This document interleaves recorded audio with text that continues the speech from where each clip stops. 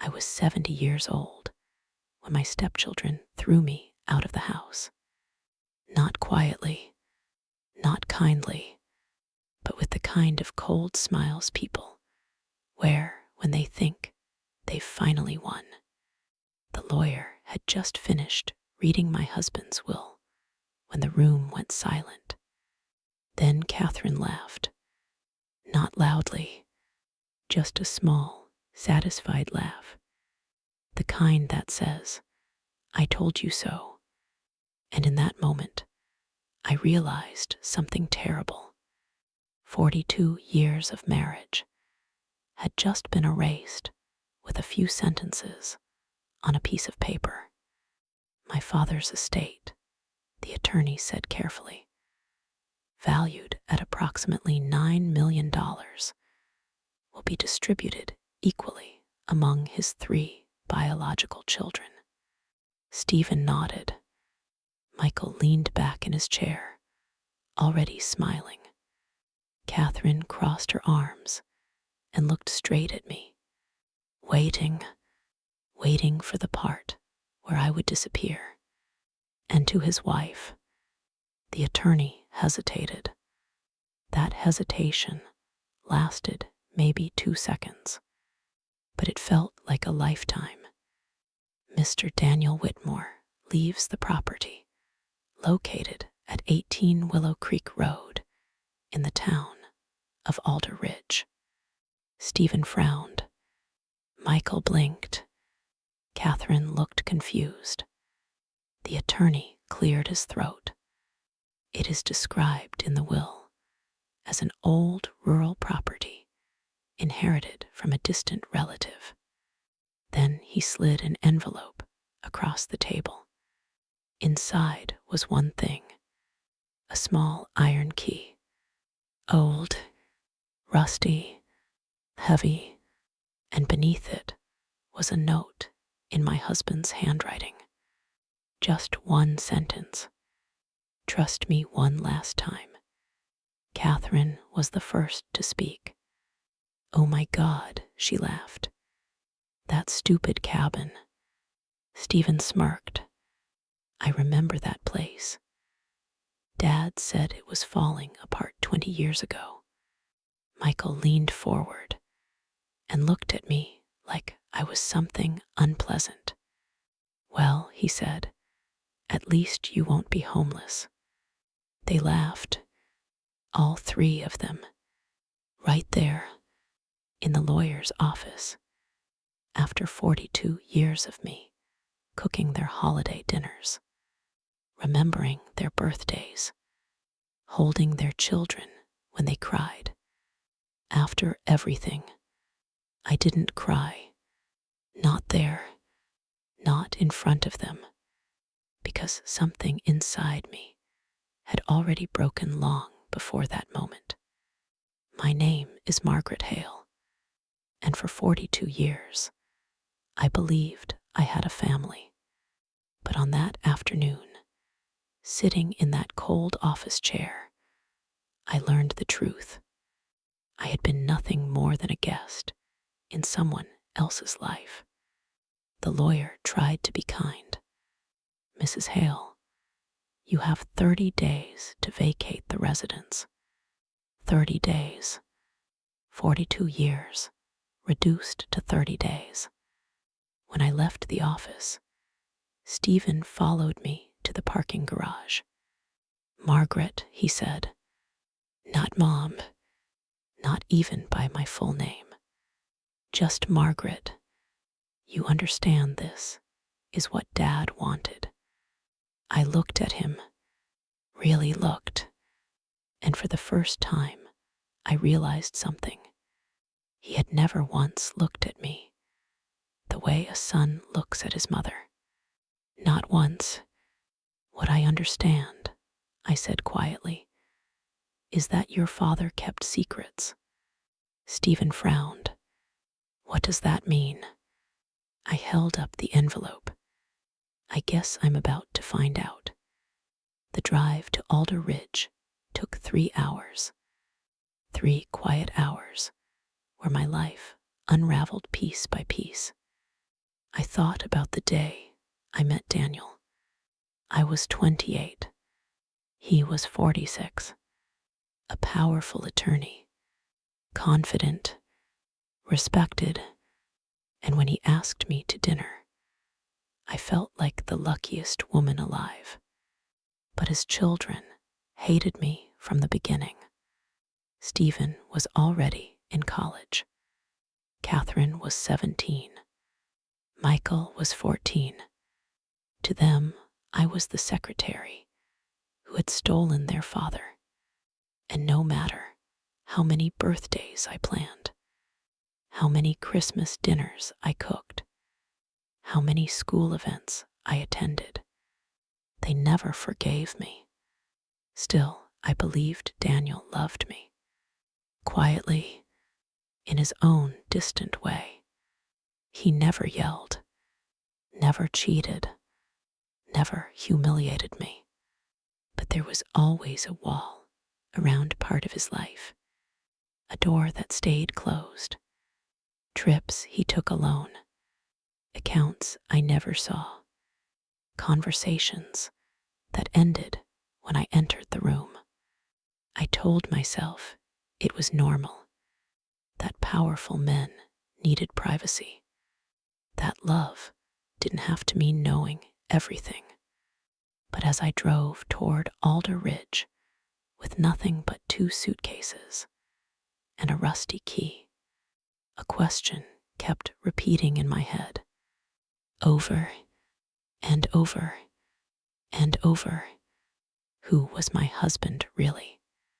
3 hours later, the GPS told me to turn onto a dirt road. Tall pine trees lined both sides. The road twisted through the forest for nearly a mile. And then I saw it. I stopped the car because the house in front of me was not a broken cabin, not even close.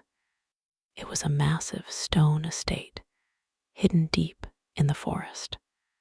Old, beautiful, timeless, like something from another century. And standing on the front porch, waiting for me, was a man I had never seen before.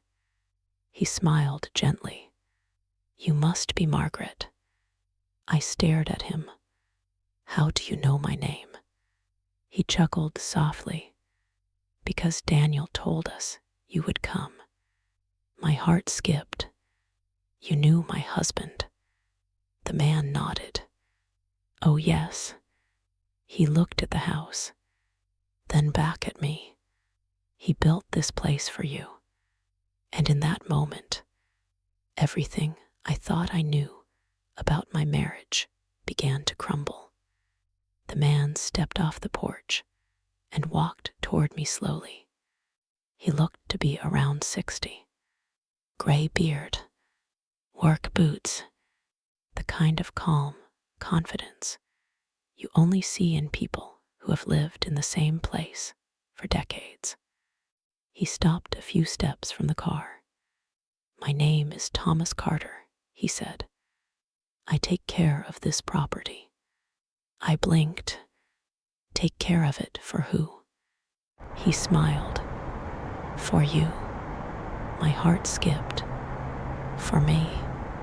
He nodded toward the house. "Mr. Whitmore told me that one day you would arrive here." I stared at him, but I didn't even know this place existed. Thomas chuckled softly. That's exactly why he knew it would work. I stepped out of the car slowly. The air smelled like pine and cold mountain wind. For the first time in weeks, my chest didn't feel tight. The house was enormous.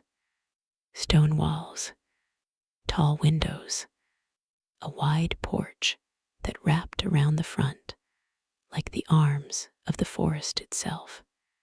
This wasn't a forgotten cabin. This was a hidden estate. Daniel came here every month, Thomas said, for 42 years. I froze. What? He nodded. Usually on weekends, sometimes longer. He'd work in the study all night. I felt my stomach drop. All those trips. Thomas looked at me carefully. You didn't know. I shook my head. No. He opened the front door. Then you better come inside. The moment I stepped into the house, I felt it. Warmth, light, life. The interior was spotless. Someone had been maintaining this place perfectly. Hardwood floors, tall ceilings, bookshelves everywhere, a massive fireplace in the living room. But what made my knees weak were the photographs, dozens of them, on the walls, on shelves, on tables, everywhere. Photos of me in the garden, me cooking, me laughing at dinner, me reading on the couch. Photos taken over 40 years. Moments I never knew were captured. My voice trembled. Daniel took these. Thomas nodded. Every time you weren't looking. I slowly walked through the room. Why? Thomas shrugged. He said this was the only place where he could breathe. He called it your house. My throat tightened. My house. Thomas pointed toward a door at the end of the hall. The study, he said when the day came. That's where you'd find the truth. My hands shook as I opened the door. The room smelled like leather and old paper. A massive wooden desk stood in the center. Behind it were 3 tall cabinets filled with files. And sitting on the desk was another envelope with my name on it. I sat down slowly. My heart was pounding so loudly I could hear it in my ears. I opened the letter. My dearest Margaret, if you're reading this, then everything happened exactly as I planned. And that means 2 things. First, my children took everything they thought mattered. Second, you are finally safe. I swallowed. Safe. For 40 years, I have built something in secret. Something that had to remain hidden. Because the moment people knew about it, they would try to take it. Even my own children. The house you are sitting in is only a small part of it. The land surrounding it is 300 acres. But the real value of this place is beneath it. My heart started racing. Beneath it, in 1987, I discovered something on this property. Something that changed everything. Natural lithium deposits. One of the largest unexplored reserves in Massachusetts. I spent decades quietly buying the surrounding land, creating shell companies, protecting the mineral rights, building a business that no one would ever connect to me. I stood up so fast, the chair slid backward. What? I whispered. The letter continued. Today that company is called North Valley Energy. You will find the documents in the second cabinet. Current valuation, $480 million. And Margaret, you own 51% of it. My hands started shaking. 480 million. I read the next line 3 times. My children believe they inherited my fortune. They inherited an illusion. Debt, taxes, legal traps. They will spend years fighting over scraps. But you inherited the future. Tears blurred the page. Forgive me for the cruel performance at the will reading. It was necessary. Greedy people only stop looking when they believe they have already won. And they believe they won. Outside the study window, I could see the forest stretching for miles. All of it connected to this land. The letter ended with one final paragraph. You spent 42 years building a life for me. Now the rest of your life belongs to you. Use it however you want. But know this, you were never second in my life. You were the only thing in it that mattered. I lowered the letter slowly. My entire life had just turned upside down. Thomas was standing quietly in the doorway. Well, he asked, what did he leave you? I looked at him, and for the first time since the will reading, I smiled. For a long moment, I just sat there. The letter was still in my hands. $480 million, 51% ownership, control, power, freedom. After 42 years of living quietly in someone else's shadow, I had suddenly become the most powerful person in the room. And no one knew. Thomas stepped into the study. You look like you just saw a ghost, he said. I looked up at him. My husband built a company here. Thomas nodded slowly. I figured it was something big. How big? He asked. I took a breath. Almost $500 million. Thomas blinked, then laughed softly. Well, I guess the old man knew what he was doing. For the next few hours, he helped me go through the documents. Contracts, land deeds, corporate records. Everything was real. Everything was legal. Everything was already in my name. Daniel had prepared this for decades. Carefully, quietly, patiently. But one document caught my eye. A news article, printed and folded neatly.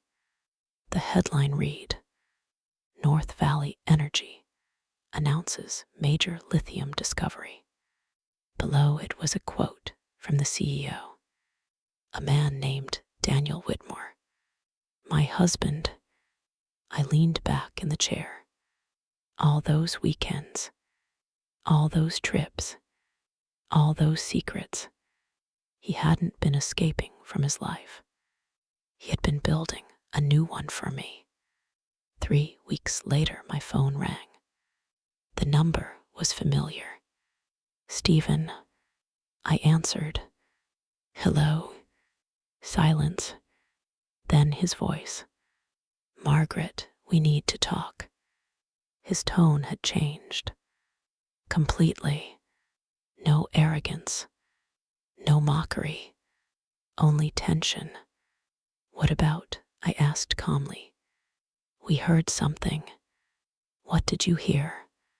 About the property in Alder Ridge. I smiled slightly. And it's connected to some energy company. Yes. And you own it. Yes. There was a long pause. Margaret, we think Dad made a mistake. Of course they did. I could almost hear Catherine whispering in the background. Michael breathing heavily.